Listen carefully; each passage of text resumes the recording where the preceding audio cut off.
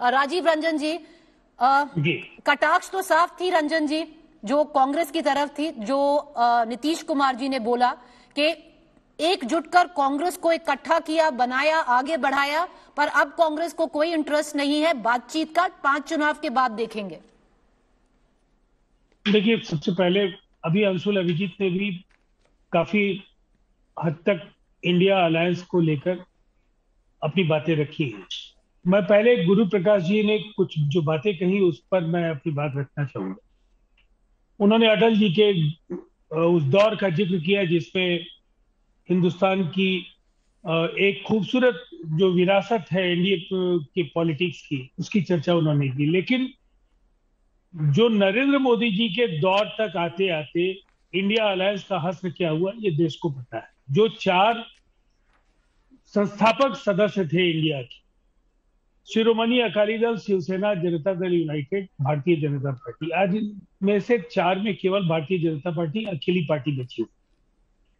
बड़ी पार्टियों की बात अगर करें तो एआईएडीएमके के जाने के बाद इनके पास, और मैं दोहराऊंगा इसलिए नहीं कि आपने खुद भी आपने ये कहा है कि इंडिया, ये एनडीए अलायंस जो उस दौर का था, आज वो तस्वीर नहीं है। इसके उलट देखिए, मैं ये कह सकता हूं कि मोम के पुतलों का अलायंस नहीं है इंडिया अलायंस।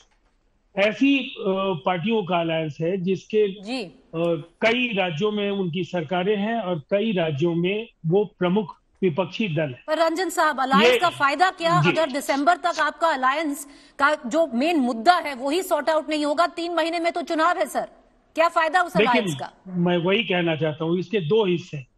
ये सवाल अक्सर पूछा जाता है, इनका नेता कौन है, इनका काम क्यों नहीं आगे बढ़ा। लेकिन इससे अलग हट करके अगर भारतीय जनता पार्टी से पूछा जाए कि इनकी कोऑर्डिनेशन कमेटी क्या बन गई, क्या इनका कोई कन्वेनर बना, इन्होंने कोई मिनिमम जो न्यूनतम सहमति के कार्यक्रम है, कॉमन मिनिमम प्रोग्राम कोई बनाया, तो इसका जवाब इनके पास नहीं होगा। लेकिन ये सवाल उलट करके हम लोगों के पास इसलिए आया कि ये स्वाभाविक है, नीतीश कुमार जी ने ये बातें, नीतीश कुमार जी के बयान के एक हिस्से पर तो सबकी दृष्टि है, लेकिन जो उन्होंने एक बड़ी बात कही कि भारतीय जनता पार्टी इस देश के इतिहास को बदलना चाहती है। विरासत और परंपराओं से अगर कोई पार्टी छेड़छाड़ कर रही तो 5000 वर्षों के हिंदुस्तान के साथ खिलवाड़ करने की इजाजत किसी को नहीं दी जा सकती है। आज देश का जनमानस उनके खिलाफ जी, और नीतीश कुमार जी इस अलायंस के एक तरह से सूत्रधार हैं। उन्होंने पूरे देश की यात्रा की, अलग अलग दलों के नेताओं से बातचीत जी।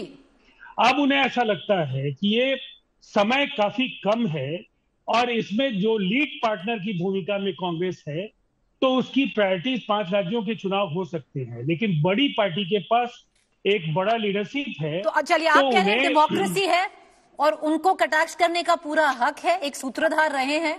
पर जो आपने भाजपा के लिए कहा, देखिए सर 20 सेकंड में कंक्लूड करिए। घनश्याम तिवारी जी ने अभी तक कुछ नहीं बोला है, जल्दी कंक्लूड करिए। केवल इतना कहना चाहता हूं, नीतीश कुमार जी ने ये कहा है कि देश की उम्मीदें इंडिया के साथ जुड़ी हैं, कांग्रेस को अपनी जवाबदेही का निर्वहन करना चाहिए और इंडिया की बैठकें शुरू हो, देश में रैलियां शुरू हो, कार्यक्रम आगे बढ़े।